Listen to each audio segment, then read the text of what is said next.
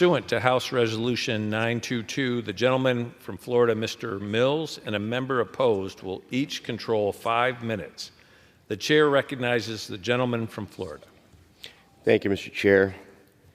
This amendment prohibits schools from participating in the school lunch program under the Act from purchasing or offering milk produced by Chinese state-owned enterprises that may be operating here within the United States or elsewhere. As many of us know, in 2008, melamine scandal exposed systemic corruption and disregard for the safety standards within China's own dairy industry. This scandal resulted in the death of 6 infants and sickened thousands more, highlighting the devastating consequences of lax regulations and unethical practices. The evidence is clear. These enterprises pose a serious threat to our consumers' health, our economic security, and our national interests. We can't allow CCP enterprises to export their dangerous practices to our school lunches.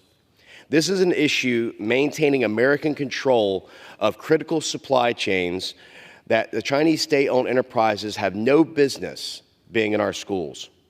Florida is one of the largest cattle producers in America, and there's no way I will allow producers in my state to be compromised by the CCP or the PRC. If we fail to act, we risk losing our family farms and jeopardizing the livelihoods of thousands of Americans. This is not about trade isolationism. It's about protecting our children in schools from unsafe products, ensuring fair competition for American producers, and safeguarding our national security. The potential consequences of inaction are simply too great for me to ignore. And the quality and safety of food that we provide to our children is paramount, and we cannot compromise on these standards. We must be vigilant about our source and production practices of the product that we are present in our educational institutions and safeguard them from adversaries who do not share our same interests. By prohibiting schools from purchasing or offering milk produced by China's state-owned enterprises operating in the United States and elsewhere, we aim to send a clear message about our commitment to health and the safety of our children. Last year, over 30 million school children relied on school lunches for their nutrition. We've seen how the CCP has approached other industries, and we cannot allow such an important sector to become vulnerable at a time of crisis. Therefore, I urge you to join me in preventing the CCP-supported entities from infiltrating school lunches and a key American supply chain. This is a necessary step to protect the health and well-being of our citizens, safeguard our economy, and defend our national interests. Let us send a clear message that we will prioritize the safety and security of our nation's school children above all else. I reserve. Gentleman reserves. For what purpose does the gentleman for Virginia seek recognition? Mr. Chairman, I claim the time in opposition. Gentleman is recognized for 5 minutes. I yield myself such time as it may consume. Mr. Chairman, nobody disputes that the dairy industry is a crucial part of domestic supply chains and provides an important economic benefit to the tune of over $753 billion to the U.S. economy.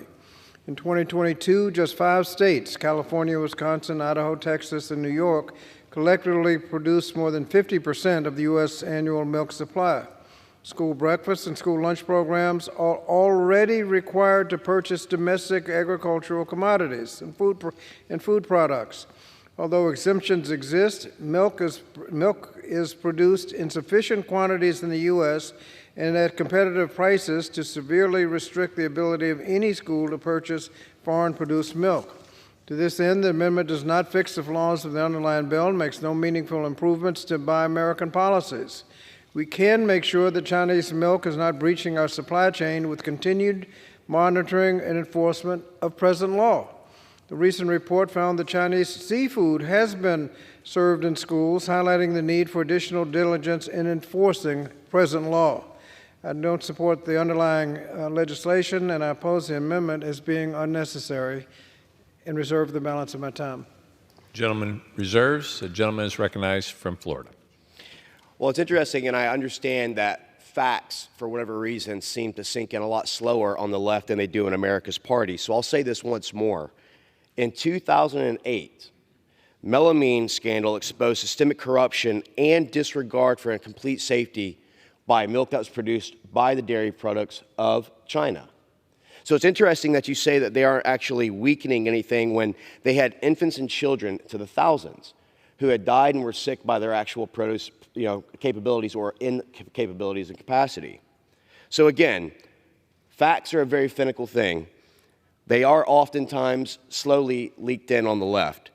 But you can't dispute that China's production of dairy has been less safe and less put under the regulations and rigorous streams that they do in American production under the FDA. With that, I go ahead and yield. Gentleman yields. Gentleman from Virginia is recognized. Mr. Chairman, does the gentleman yield back his time? Gentleman yield back. Okay. Thank you. I yield myself the balance of the time. Just to reiterate that present law requires domestic purchase, and so this is unnecessary. And if Chinese milk has gotten into the supply, we need to monitor that. It violates present law. And to suggest that we're ignoring science, the underlying bill is ignore science. That's the purpose of the underlying bill. So I would hope that we would reject the amendment and reject the underlying bill, and I yield back.